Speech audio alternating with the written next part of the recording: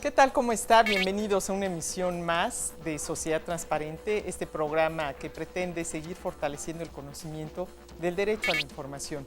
Es un gusto estar con ustedes presentando un resumen de los principales ponentes y actividades que llevó a cabo la CAIP a lo largo del año 2012, que nos permitieron consolidarnos a nivel nacional como una institución de prestigio garante del derecho de acceso a la información pública.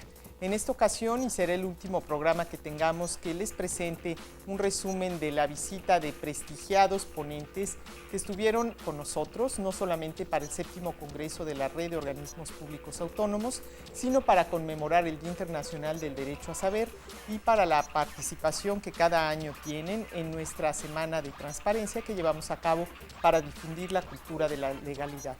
Un importante ponente que asistió fue Fernando Gómez Montt. En el pasado, como usted recordará, él fue secretario de Gobernación del Gobierno Federal y bueno, ahora vino precisamente con esa experiencia que le ha dado y siendo un abogado de gran prestigio nacional, a hablar lo que representan las instituciones que son autónomas constitucionalmente para fortalecer los procesos democráticos de nuestro país.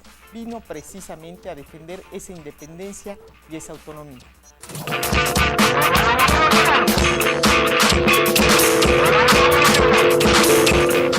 Tenemos que tener cuidado de construir pasados míticos que nos atrapan y no nos permiten una reflexión clara sobre cuáles son nuestros retos presentes y nuestros compromisos futuros. Yo oía con atención hace rato algunas de las intervenciones que clamaban la necesidad de reconstruir nuestra grandeza, la necesidad de reconstruir la confianza entre la sociedad y los organismos públicos, la necesidad de reconstruir procesos mediante los cuales se garanticen liderazgos democráticos responsables frente a la ciudadanía. Y digo que tengamos cuidado porque si nos anclamos a un pasado mítico en el cual asumimos que todas estas cosas existieron a plenitud y perfección, primero podemos generar una frustración frente a la distancia que hay entre ese pasado que nos construimos y los retos del presente. Pero segundo, nos alejamos de la responsabilidad de ser actores de nuestro propio proceso al asumir que solo mediante actos míticos y heroicos se pueden consolidar las dinámicas institucionales y las dinámicas cotidianas.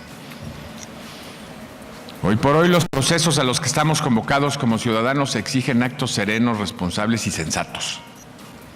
No debieran ser actos heroicos, no debieran ser actos inusitados.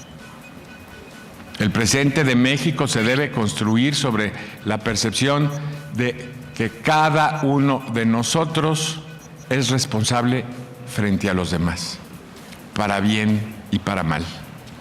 Que una democracia está llamada a ser un proceso comunicacional o vinculatorio de unos con otros, a generar procedimientos razonables para la construcción de las decisiones públicas en las cuales cada quien intervenga en el ámbito de sus responsabilidades con seriedad y con serenidad.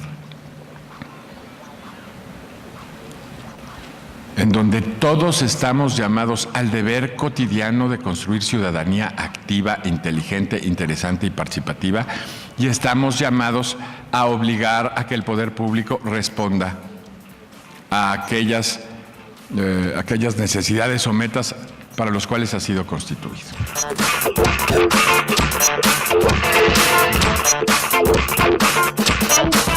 No tenemos que llegar a batallas grandiosas si tenemos la serenidad de construir instituciones que tengan como finalidad fundamental evitar el deterioro de la convivencia común e implantar a la paz y a la civilidad como un mecanismo de relación entre todos.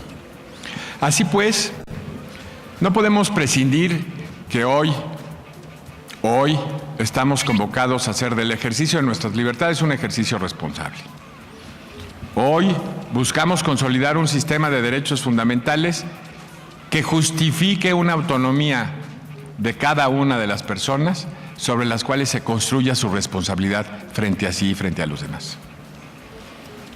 Solo con una percepción de esta autonomía, de este margen de libertad, de esta capacidad de cada uno de nosotros por optar entre lo correcto y lo incorrecto, entre lo dañoso y lo positivo, entre lo constructivo y lo destructivo, solo mediante esta autonomía se puede justificar el responder, el responsabilizarnos de nuestras decisiones frente a los demás y asumir los premios o castigos que significa una actitud conforme al interés de los demás y conforme al interés legítimo de cada uno.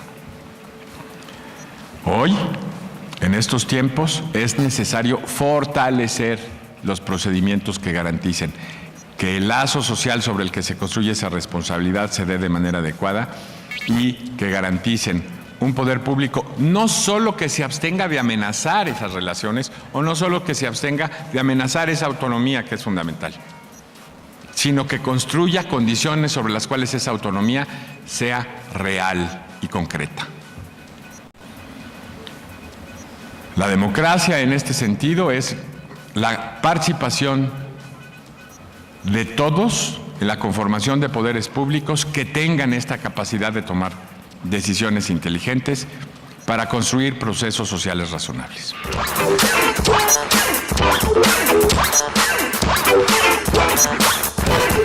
La democracia, para que funcione, se tiene que construir sobre estos fines.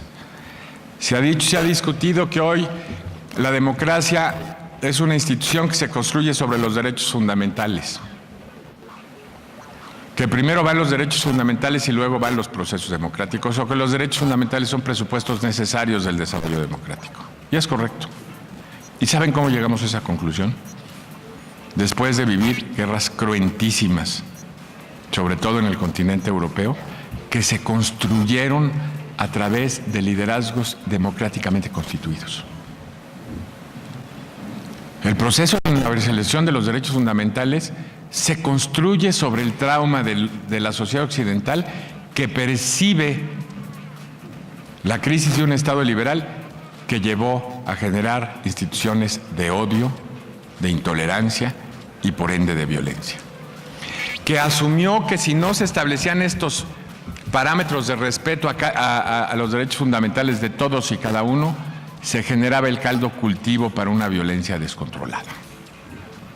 Y cuando hablo de que son precisamente esos liderazgos democráticos los que incitaron al encono y a la violencia en la plataforma continental europea, en el centro de la producción del pensamiento occidental, que fueron las naciones que se decían más civilizadas en la conformación de un pensamiento profundo del ser y el hacer del hombre, las que generan esta violencia, que llegan y se construye una exigencia a establecer límites a los poderes públicos sobre los cuales se deben construir el ejercicio del poder público. Lo que parecía un apotegma indiscutible a principios del siglo XX, en el sentido que la legitimidad democrática construida sobre mayorías estables podía y debía decidir los destinos de un pueblo, cuando construyó mayorías que pretendieron aniquilar los derechos de minorías, o mayorías que trataron de justificar y construir su propia identidad en relación a la destrucción de los otros. Sociedad Transparente. Regresamos. Regresamos con Sociedad Transparente. Continuamos con Sociedad Transparente. El acceso a la información pública representa un mecanismo de control ciudadano para vigilar a las autoridades en el cumplimiento de su deber. Así lo hizo saber el comisionado del IFAI, Ángel Trinidad, en la participación que tuvo precisamente aquí en Puebla, y quien habló de la necesidad de detener los abusos en el poder y utilizar estos mecanismos de participación ciudadana precisamente para tratar de que hoy por hoy el gobierno cumpla con esa obligación legal que tiene y el ciudadano sirva para vigilar los actos de autoridad.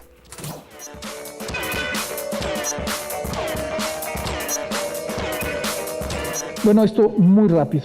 Seguramente muchos de ustedes saben que se reformó el artículo, se reformaron varios, de hecho, artículos de la Constitución. El que nos interesa en este caso es el artículo primero.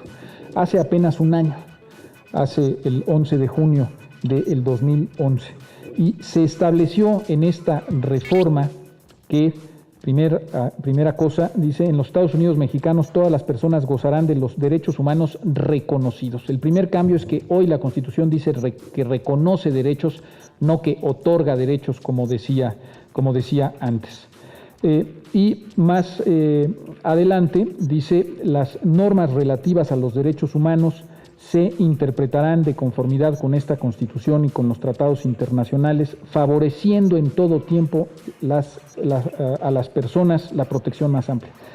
Esto es muy importante porque quiere decir que este derecho pro persona, este derecho a favor de la persona, nos da una mayor fortaleza para que nos entreguen información. Cuando una autoridad nos quiere negar información, hoy por hoy, gracias a este nuevo artículo primero de la Constitución, los órganos locales, inclusive los órganos locales, pueden hacer uso, es más, yo diría no pueden, deben hacer uso de este artículo primero de la Constitución para resolver controversias y decir que, atendiendo el principio pro persona, se debe de entregar la información. Otra cosa que dice este artículo primero es que debe de existir el principio de progresividad. Y progresividad, pues quiere decir eso, tal cual, progreso, es decir, no podemos ir para atrás.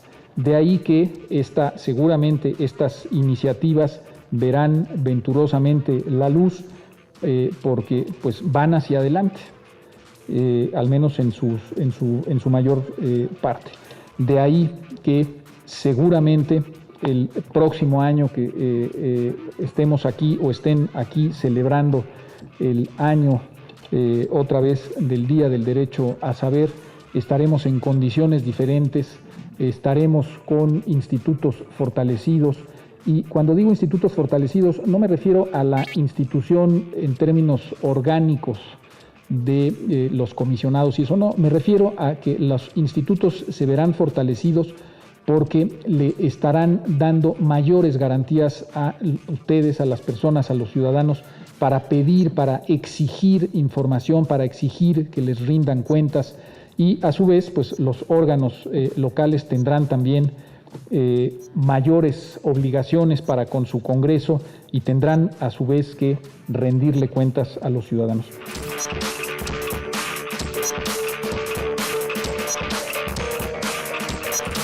De ahí la importancia, decía yo desde el inicio de la inauguración de este día, de las distintas iniciativas que hay en materia de transparencia, acceso a la información y rendición de cuentas. Particularmente hay dos iniciativas, yo les diría que están en los medios hoy. La iniciativa presentada por el presidente electo Enrique Peña Nieto, que fue ya hecha suya por el PRI y el Verde Ecologista, y una iniciativa presentada por el senador Alejandro Encinas, iniciativa del PRD. Las iniciativas tienen distintos puntos que coinciden y en algunos no hay tal coincidencia, pero lo importante al final del día es que lo que hicieron es precisamente tomar en cuenta esta enorme heterogeneidad indeseable que hay en el país y decir, tenemos que establecer un piso mínimo, un piso en el que, un piso parejo pues para todo el país en el que los ciudadanos de cualquier parte de la República Mexicana tengan las mismas posibilidades, los mismos derechos, los mismos procedimientos. De ahí que, por ejemplo, ven ustedes, respecto del tema de autonomía constitucional, ambas instancias coinciden en que, en que se dotaría de autonomía constitucional no solo al IFAI, sino se dotaría de autonomía constitucional a todos los órganos locales de transparencia. Y respecto de la ley federal, de quiénes son los sujetos obligados. Hay estados en los que son sujetos obligados, como ya lo veíamos en alguna gráfica, los partidos políticos, pero también lo es el Tribunal Superior de Justicia, por ejemplo, en fin, hay una enorme diversidad. ¿Qué dice la iniciativa del PRI, Partido Verde Ecologista? Que van a ser sujetos obligados, dice la iniciativa, cualquier autoridad entidad, órgano u organismo que forme parte de alguno de los poderes de la Unión, y exceptúa a la Suprema Corte de Justicia de la Nación, cosa que es correcta. La Suprema Corte de Justicia de la Nación, siendo órgano límite, el último órgano de decisión en materia jurisdiccional, se vería complicado que el IFAI o algún otro organismo le quisiera enmendar la plana. Entonces, en ese sentido, el IFAI no sería autoridad para la Corte, pero sí sería autoridad para todos los demás organismos, particularmente porque la Corte lo que hace pues es resolver en términos jurisdiccionales asuntos. No seríamos autoridad para ellos, pero sí seríamos autoridad para el Consejo de la Judicatura, que es en donde se gastan los recursos. Y al final del día, lo que más nos interesa, como dice la frase en inglés, es follow the money, seguir el dinero, es en qué se gasta, cómo se gasta. En el caso de la iniciativa del PRD, ahí sí hace algo un poco más amplio. La iniciativa dice textualmente que deben de ser sujetos obligados los partidos políticos, así lo dice textualmente, los fideicomisos, los fondos públicos y cualquier persona física o moral que maneje recursos públicos. Es decir, en este sentido, la iniciativa presentada por el senador Encinas va un poco más allá porque exige pues mayor transparencia respecto de otros órganos. Y lo decía yo en la mañana, pues haría falta también que se transparenten los recursos de los sindicatos, ¿no? En la mañana decía yo del sindicato, de las cantidades de dinero que se le entregan a los sindicatos de la educación, pero también a otros sindicatos. Respecto de la integración, las dos iniciativas coinciden, 7 comisionados o consejeros, ¿no? Con algunas particularidades respecto de su nombramiento. En el caso de la iniciativa del PRD, dicen ellos que quien debe de nombrar a los comisionados son los senadores. En el caso de la iniciativa del PRI Verde Ecologista, dicen que debe ser el presidente. Yo coincido en parte con cada una de ellas. ¿Por qué? Porque no creo que deba de ser el presidente, solo el presidente, el que nombre a los comisionados o consejeros. ¿Por qué? Pues porque tendría un órgano capturado, lo tendría a su disposición, serían sus empleados, por así decirlo. Tampoco creo que deba de ser solo el Senado. De pronto, si es solo el Senado o solo la Cámara de Diputados, ¿qué puede suceder? Pues puede suceder lo que sucedió ya con el Instituto Federal Electoral, que no se ponen de acuerdo porque lo que exigen los partidos son cuotas para sus cuates, ¿no? Y entonces pues hay 3 lugares de consejeros, pues mira, uno te toca a ti, uno a mí. Entonces, lo que se debe de buscar primero son perfiles, se debe de establecer con toda claridad en la ley general cuáles son los perfiles, cuáles son los requisitos mínimos, y después tendría que, desde mi particular punto de vista, tendría que haber un nombramiento de manera conjunta, es decir, que el presidente proponga una terna al Senado y que el Senado vote. Regresamos con Sociedad Transparente. Continuamos con Sociedad Transparente.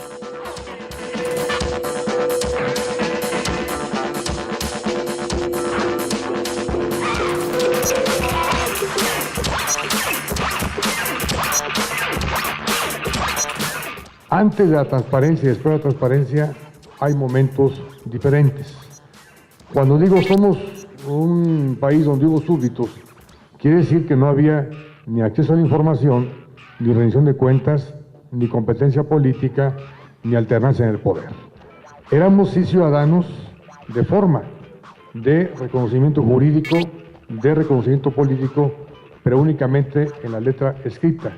En el ejercicio real del derecho ciudadano había muchas limitaciones porque teníamos un poder muy celoso, muy vigilante, muy desconfiado y muy monitoreador de aquello que se movía de su óptica, y eso pertenece a la idea del México autoritario.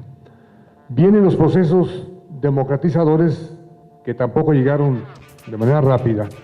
Se calcula más o menos que fueron 34 años de procesos, arrancando más o menos de 1973, después de una gran sacudida de conciencia en el movimiento 68, y del 73 hasta el 2000 fuimos viendo diversos esfuerzos por reformas electorales y políticas que a la vez permitían abrir justamente las estructuras del poder que durante largo tiempo permanecieron, si no tan cerradas, sí por lo menos inaccesibles. Y es justamente en 1977, en un planteamiento de reforma político-electoral, cuando por primera vez se anota de manera constitucional que el artículo 6º de la Constitución 17 podía reconocer el derecho de acceso a la información como una obligación del Estado. Ahí se abre un nuevo capítulo de la historia del país, pero durante casi 22 años no hubo ni ley de transparencia ni reglamento de transparencia. Eso ocurrió hasta el año del 2002. A partir del 2002 podemos generar una idea de mayor actividad de la vida política, y ahí el derecho ciudadano, ahí el ciudadano empieza a ser entendido como en el ángulo de justamente de sus derechos y sus responsabilidades, y sobre todo de qué le podía pedir y qué le podía solicitar y exigir al gobierno. Este fue un momento relacionado estrictamente con la pérdida del poder en aquel entonces del Partido Revolucionario Institucional en 1997, cuando perdió justamente la mayoría parlamentaria en unas elecciones intermedias.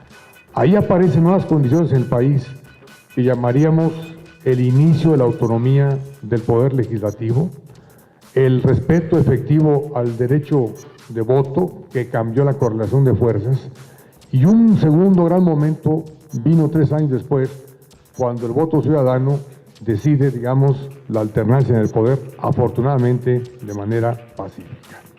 Estos datos nos indican entonces que el derecho efectivo y respetado de los ciudadanos para elegir a quién nos debe gobernar va a ser la gran avenida política que va a permitir entender otros logros y otras conquistas.